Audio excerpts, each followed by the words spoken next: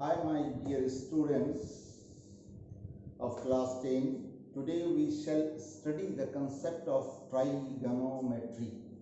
And in this concept, we shall learn about the measurement of the three angles of the triangle.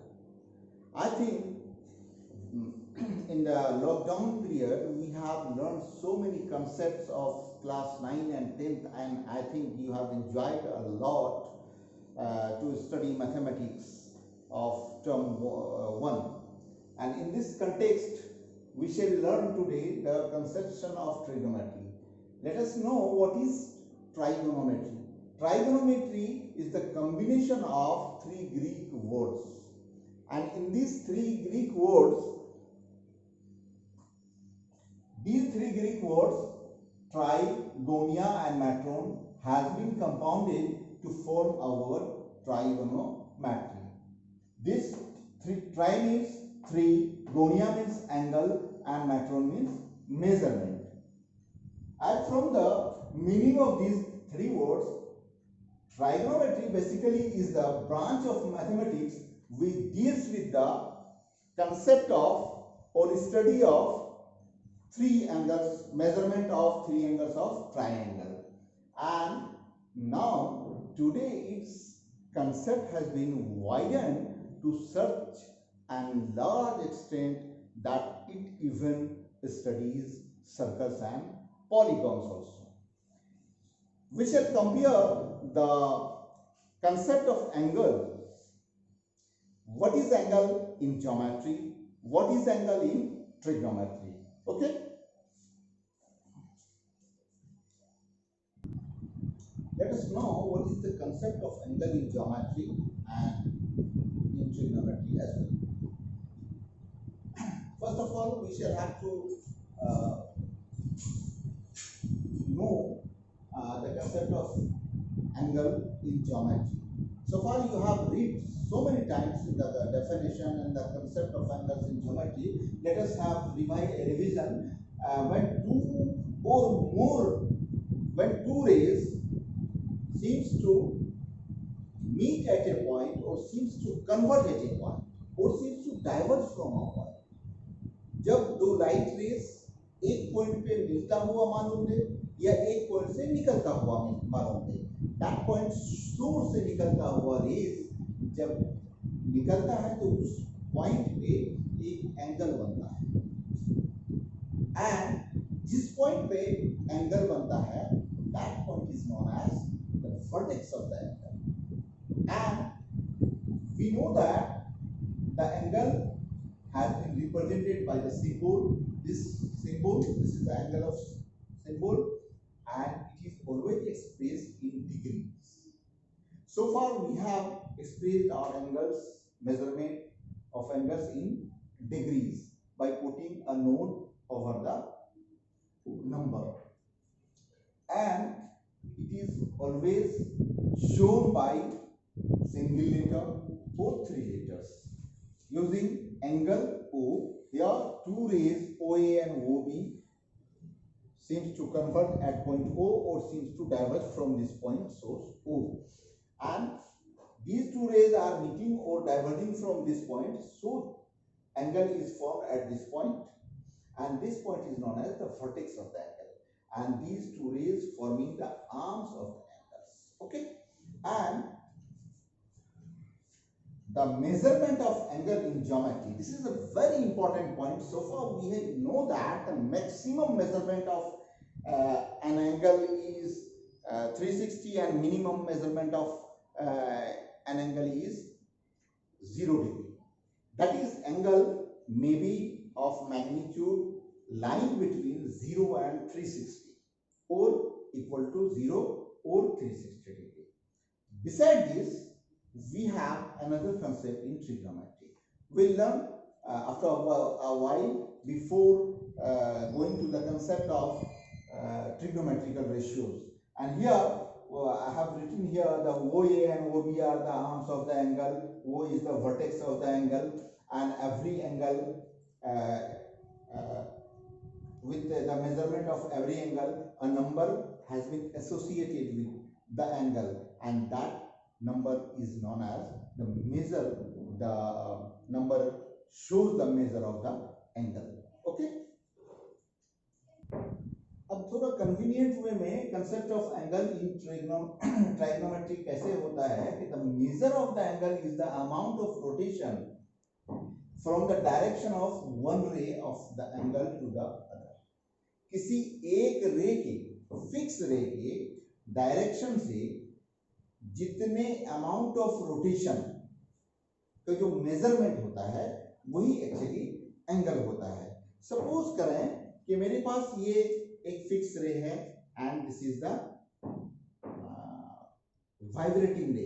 ये वो रे है जो vibrate करता है। अब यहाँ आके रुका तो ये वाला पोजीशन जो होगा ये मेजर ऑफ द एंगल होगा। अब ये रे अगर एक राउंड कंप्लीट लगा के फिर यहाँ आके रुक गया तो फिर ये दैट एंगल प्लस 360 डिग्री होगा।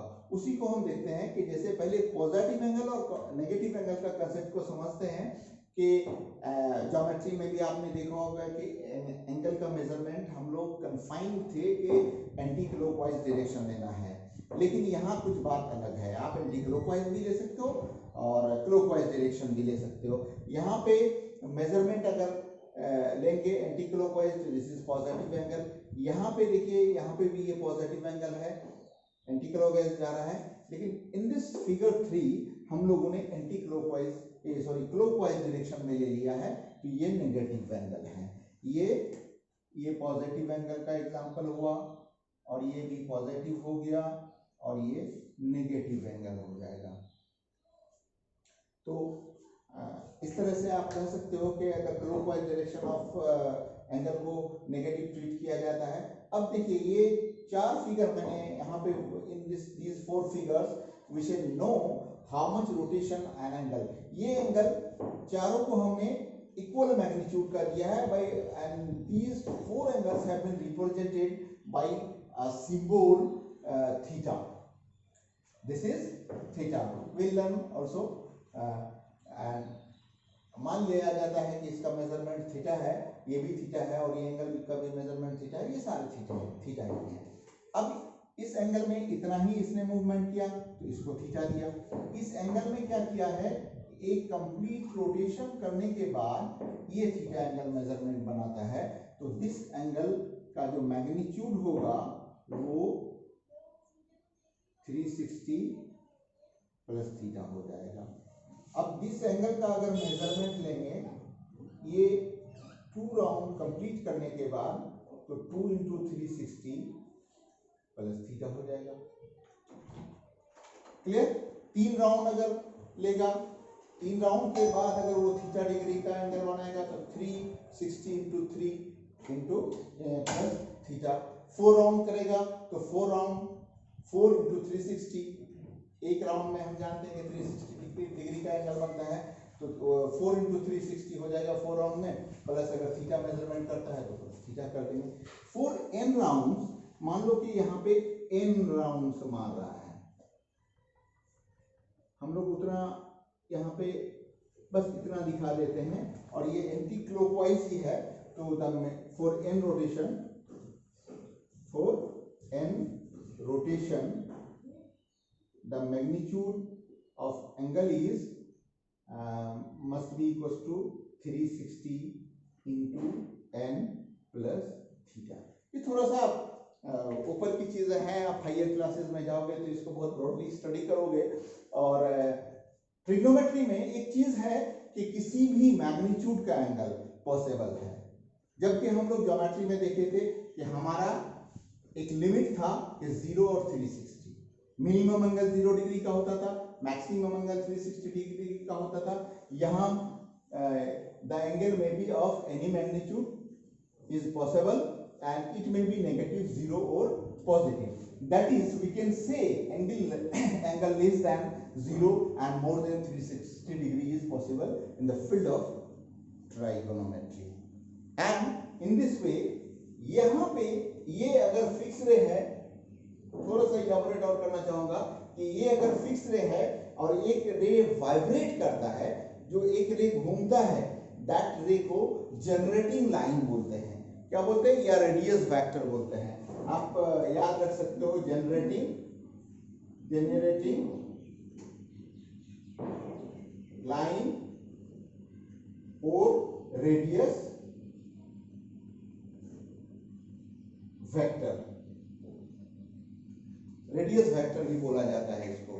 एंड ये दोनों रे फिक्स होते हैं आफ्टर फॉर्मिंग द एंगल, तो इस रे को आप इनिशियल आर्म बोल सकते हो, इसको फाइनल आर्म बोल सकते हो, या इनिशियल रे भी बोल सकते हो, फाइनल टर्मिनल रे भी बोल सकते हो। टर्मिनेट कर जाने के बाद जो रे शो होता है उसको टर्मिनल रे भी बोलते हैं, इनिशियल आर्म और टर्मिनल आर्म भी बोलते हैं। ओके, तो आज हमने देखा कि ट्राइगोनोमेट्री एक्चुअली है क्या, डेफिनेशंस को देखा, ट्राइगोनोमेट्री में हम लोग किस चीज़ को स्टडी करते हैं उस कंसेप्ट को पढ़ा। फिर हमने ये देखा कि कंसेप्ट ऑफ एंगल ज्योमेट्री में हम लोगों ने इतने दिनों तक क्या पढ़ा, और ट्राइगोनोमेट्री जब हम लोग स्टडी करेंगे तो थोड़ा सा इलेबोरेशन किया है, हालांकि आपके सिलेबस से थोड़ी सी बाहर की चीज़ों को मैंने डालने की यहाँ पे कोशिश की है। और ये थोड़ा सा ये है कि आप हायर क्लासेस में बहुत अच्छे से पढ़ोगे इसको। तो ये भी देखा कि किस मैग्नीट्यूड का एंगल पे पॉसिबल होता है ट्रिग्नोमेट्री में, कब पॉजिटिव बनता है, कैसे नेगेटिव बनता है। एंड जो मेन कंसेप्ट कल से हम लोग नेक्स्ट पीरियड से सिलेबस को हम लोग पढ़ेंगे, and that syllabus must be trigonometrical ratios in which we know the concept of right angle triangle and the concept of those three angles, what the nature of the angles, उनके behaviours कैसे होंगे, कई ratios होंगे, किस तरह के ratios होंगे, उसको हम लोग कल डील करेंगे। Okay, thank you.